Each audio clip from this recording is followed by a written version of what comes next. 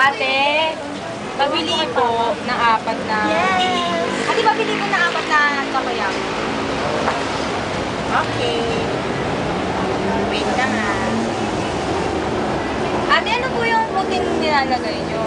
ito yung squid.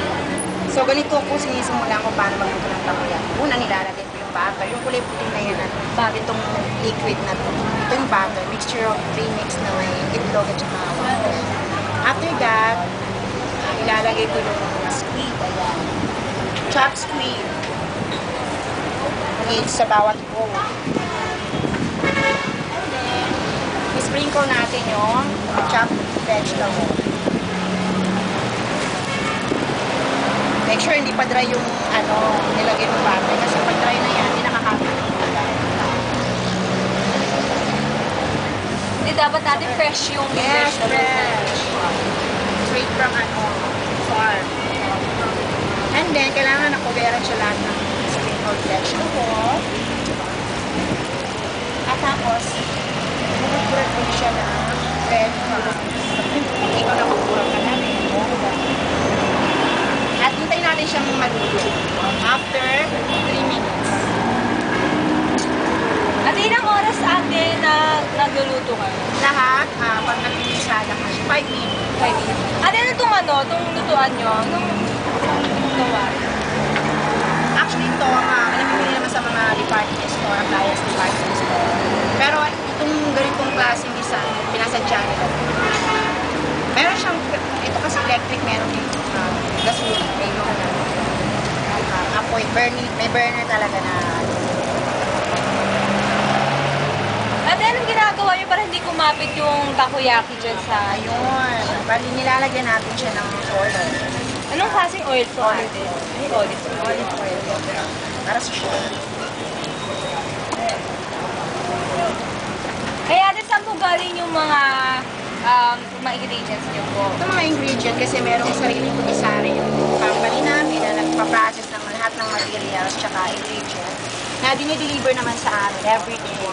Saan galing po at may Sa main company namin. Saan po yung main company Office namin? sa Algeciras Street, sa Palak.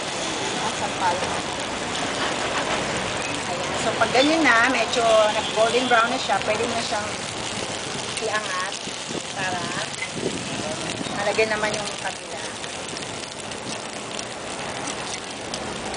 Para ma-form mo siya na circle. So side by side siya magawa. Side by side. Una muna yung isang side, after isang side. Tapos lalagay mo siya ng ganyan o uli para Ate, ilang pieces na gagawa nyo sa buong pagtitinda? every isang ganyan, 28 pieces. So sa buong buong duty ko sa 12 hours, nakaka 500 pieces yung kapila.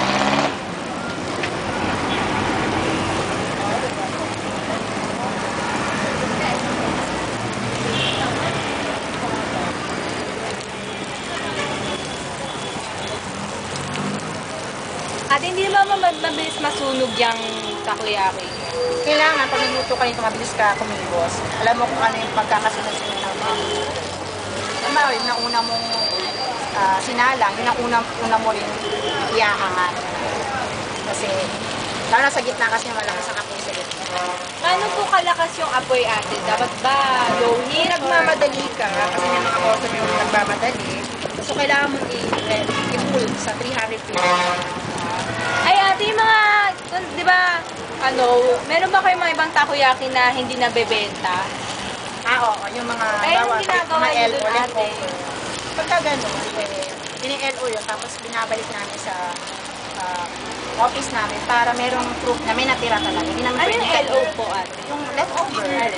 Para, kasi pag dineclare namin sa DSI, sa inventory sales namin, na may natira at wala naman kami ipakita o ipadala doon, na-charge sa amin. So, kailangan namin ipadala doon mga tirang takoyaki. At ang ginagawa naman nila, ginagawa nilang, binibenta nila, tapos ginagawang fish food. Pinapala sa fish food. para mapakinabangan.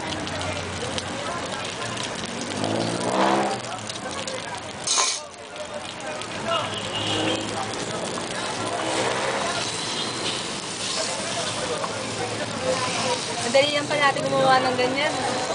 Pero sa umpisa, mahirap dahil nga mainit at saka paisa-isa ang Ay, ate, may training po ba kayo bago mag-iisalang sila sa ganyan? meron. 1 week training ko. After yun, kung kaya mo na, isa ka na lang. May training center po ba kayo? Dito mismo, actual sa bawat outfit na kung saan maasal. Depende sa schedule.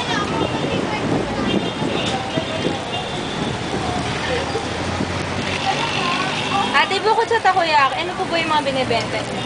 Actually, marami pa silang ibang product. Katulad ng soba, noodles, mga rice toppings, honey corn, scramble, lumpia, tsaka unlimited lugaw. So, iba't ibang ano. Madami rin pala kayong product.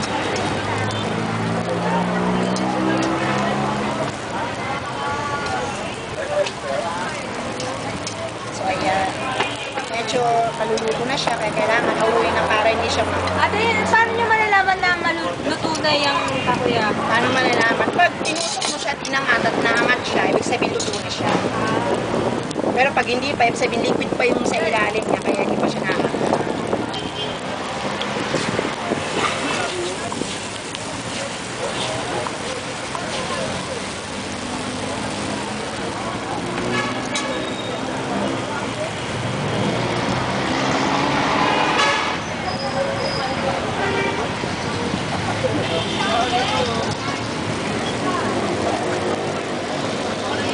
Kaya kailangan pag nagluto ka nito, be careful ka kasi minsan may nangyayaring mga aksidente na napapasok ka or natatalsikan ka ng mantika, bigyan may mga tumatalsik yung sweet pag nano yan sa oil, tumatalsik kaya tulad niya, susugatan ako. Ganyan. Hindi may iwasan yung mga ganyang incident na. Kaya kailangan, lagi naka-standby yung Red Cross. Nandiyan naman sila sa tabi-tabi. Lumingon talaga. Ano pa ang mga katanungan ninyo na pwede kong sagutin? Ate, meron po kayong mga ibang branches na Nationwide, oo. Meron kami sa Batangas, sa mga provinces and mga provinces. Sa Laguna, Tagaytay, meron din sa Nueva Ecija. meron.